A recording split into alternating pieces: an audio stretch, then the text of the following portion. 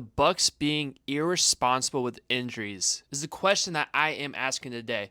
On Sunday night, we saw the Bucks get trounced by the Rams 34-7, but more importantly, we saw starting quarterback Baker Mayfield go down with an injury and miss the entire second half. However, if you flash forward to earlier in the second quarter, Baker Mayfield got banged up. His same left shoulder that he had in a sling in the second half was banged up. The Bucks were down 21-7 when he threw that touchdown and got hurt.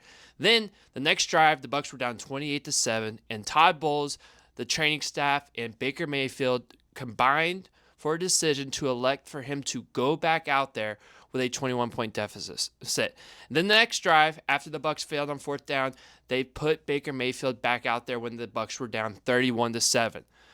On that drive, Baker Mayfield hurt himself again, causing him to be in a sling and potentially causing him to miss a game down the road. I know that the Bucks dodged a bullet with a serious injury, but Baker Mayfield will still likely miss time. And the bigger question is, are the Bucks being reckless? I mean, you can look at last season. I mean, I was in the building for the nightmarish Monday Night Football game against the Baltimore Ravens. You look at that game, Mike Evans, in his first game returning back from a hamstring injury, re-injures his hamstring.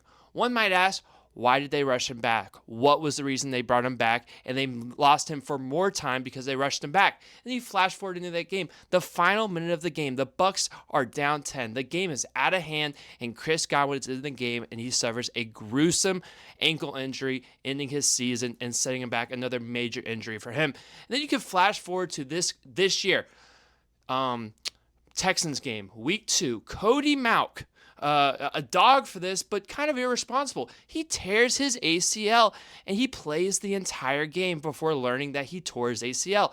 How do we not pick up on this stuff? I mean, I get it. It's tough. Maybe it's not going to get worse with an ACL, but still, that is crazy. And then flash forward a couple weeks later against the Philadelphia Eagles.